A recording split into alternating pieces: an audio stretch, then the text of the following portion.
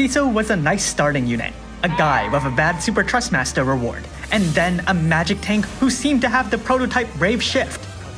And now, we finally get to see both forms as one! Why is there a sun behind him?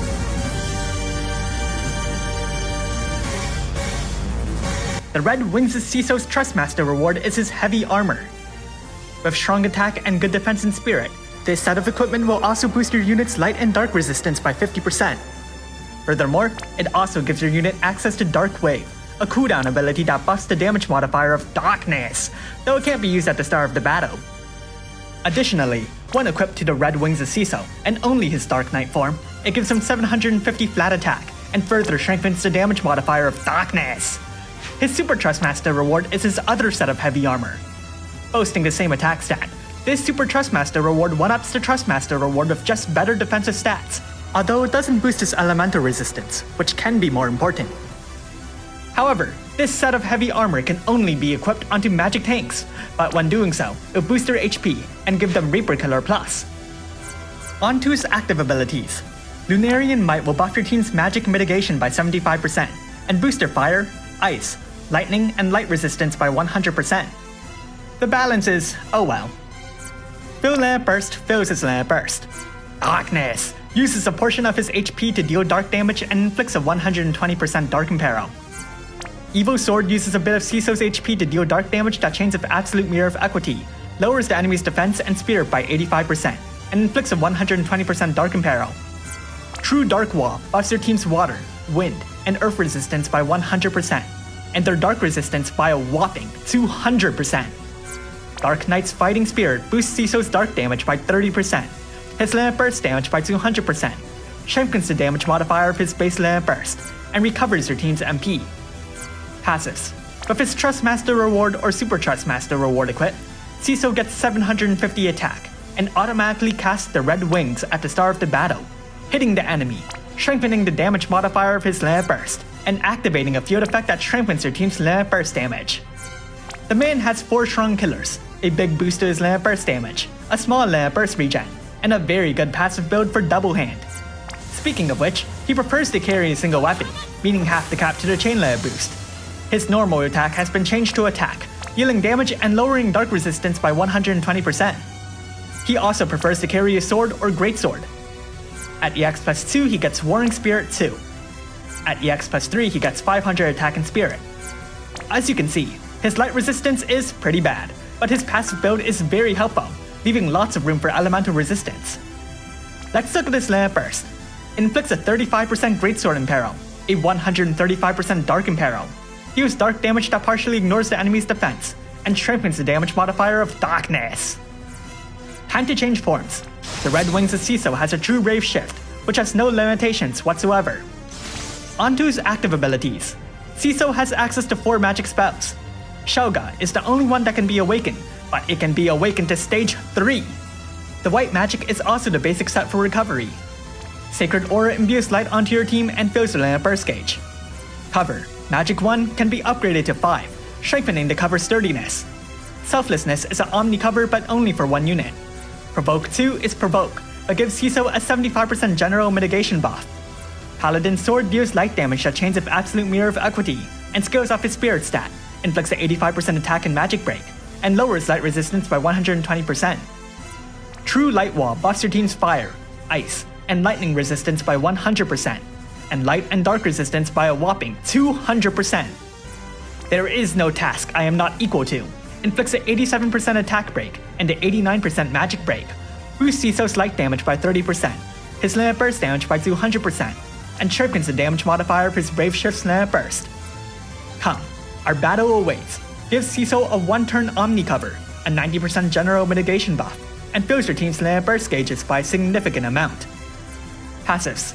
With his Trustmaster reward or Super Trustmaster reward equipped, Cecil gets 750 spirit, and automatically starts the battle by casting Paladin Who Overcame the Past, which activates a slightly weaker Omni cover, gives your team a 80% magic mitigation buff, and boosts their dark resistance by 200%. The man has pretty much switched out his killers entirely, even bringing 1 more in this form, though he has less Lamp Burst damage as a result. His equipment stats have also switched towards defense and spirit, though he still retains the boost to the chain layer cap. At the start of the battle, he'll automatically cast Preemptive Bar Lightjaw, boosting your team's light resistance by 200%. His normal attack has been changed to attack, which fills his land burst gauge. His passives are really good. His light and dark resistance is at 100%, and the rest is at 30%. Furthermore, look at these stats! Let's look at his land burst. Inflicts an 87% attack and magic break, gives Cecil a powerful Reaper Killer buff, deals light magic damage that scales off his spirit, gives your team a 75% general mitigation buff, and an 80% magic mitigation buff against machine and Reaper enemies. Let's rank Brave abilities.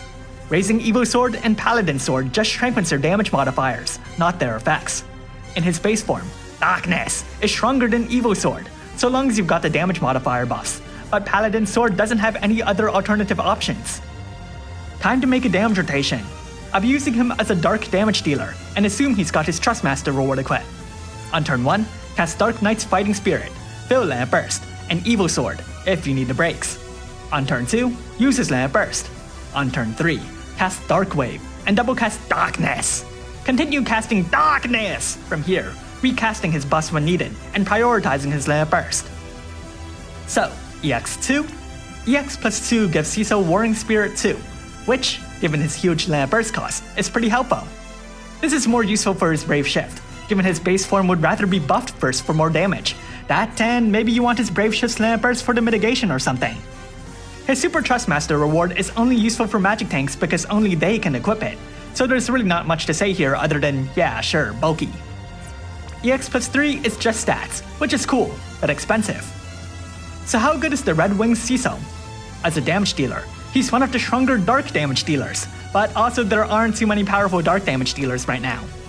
His Land Burst is at its strongest during the first 2 turns, and afterwards drops down to fairly average with just his buffs. Darkness has good potential with his damage modifiers, being stronger than Dark Knight Pain, but ironically enough, if you could give Pain his Trustmaster reward, which he can't equip, her Darkness modifier would then be better than his. If you want to use him as a light damage dealer, then it actually works fairly well too. His buff modifier there is pretty strong, better than Kimari's, who is a literal light magic damage dealer. What are you doing, man? Of course, though this sounds good and all, Cecil's Land Burst cost is really heavy, so he definitely won't be spamming his Land Burst with ease. But he's not just damage, as Cecil has access to some powerful elemental resistance buffs, strong breaks, basic white magic, and his Brave Shift is a magic tank. To be honest, the fact that half his elemental resistance buffs are in his base form could sometimes be a bit of an issue, because while Cecil has a true Brave Shift, his base form just isn't as suited to serving as a tank, and the relative lack of passives could spell trouble when he switches back for true Dark Wall.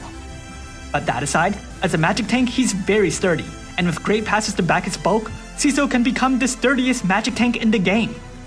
Of course, if you want to compare him to Chao, then Chao has that fun counter ability, which Cecil doesn't have. For that matter, Cecil doesn't have any passive provoke, which is a pretty big oddity and something that you might want to address. If you want to use his Omni covers, go for it. So long as you've got the proper buffs and equipment, Cecil's Omni covers with their sturdy value should be able to tank most attacks. Outside of survival support, he also has one notable tool of offensive support, his Land Burst Field buff. The value is the same as Stormseeker Esther's, though the field only affects your side, which could be good if you don't want to remove a field debuff, but it could be bad if you need to remove a field buff. A few more minor notes. You will have to choose between Cecil's automatic Omni cover or his field buff, which depends on the form you start with, but ultimately which is better will depend on the fight. Secondly, despite having so many abilities, Cecil's rows are restricted to either physical attacker or magic tank, which prevents him from equipping equipment with potentially useful effects. Unfortunately, at the moment, there is no way around that, but in the grand scheme of things, this is really just a nitpick. Thanks for watching, and if you like this video, leave a like and subscribe. Comment below if you summon the Red Wings of Cecil. Personally, I think the majority of players will get more value from his magic tank form than his damage, but both forms have solid tools. Well, at least until his dark damage gets power cracked, and then you're probably only going there for true Dark Wall. It's a shame to see Land Burst is there.